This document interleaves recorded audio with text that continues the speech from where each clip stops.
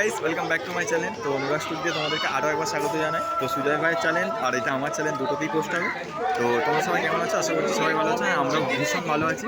তো আজকে আমরা বেরিয়েছিলাম হচ্ছে ডান্সের জন্য। আজকে স্পেশালি আমরা জানতাম যে একটা ঠাকুর বিজয় হবে, তো সেটা হয়নি, মানে আমাদের ওটা ভুল ধারণা। তো এসে দেখি এখানে একটা পাশে কালী পুজো হচ্ছে, যদি এটা আমি জানতাম। আমি খবর পেয়েছিলাম, আমার বন্ধু বান্ধবী কিছুজন জানিয়েছিল আমাকে।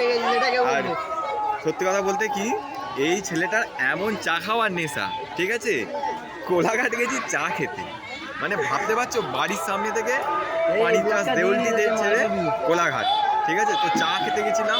এখন এখানে ভাবলাম একটু কালী পুজোর, মানে তখন ঠাকুর এসেছিল না, এখন ভাবলাম তো ঠাকুর এসেছে, তো ঠাকুরটা তোমাদের সঙ্গে শেয়ার করছি। আর ঠাকুরটা এখান থেকে পুরো একদম খুব সুন্দর লাগছে, মানে একদম দেখে মনটা ভরে যাচ্ছে। পুরো অরিজিনাল, একদম পুরো অরিজিনাল ঠাকুর চলে এসেছে একদম চোখের সামনে। এটা মনে হচ্ছে কৃষ্ণ কালিয়া, হ্যাঁ, সেই কারণে ওরকমই এখানে ঠাকুরের ভোগ বিতরণ হচ্ছে। তো এখানে দেখতে পাচ্ছ আমার বন্ধুরা ভোগ খাচ্ছে, এই যে ভাই তুই কি রে একা একা খেয়ে নিলি? সেটাই তো, হ্যাঁ, তোমরা দেখতে পাচ্ছ আমার বন্ধুরা একা একা খেয়ে নিচ্ছে আর আমাদেরকে দেয়নি। হ্যাঁ। এগুলো কি ঠিক? তোমরা বলো, এগুলো কিন্তু একদম ঠিক নয়। মানে দেখো দেখো, একা একা খেয়ে নিচ্ছে, একা একা খেয়ে নিচ্ছে।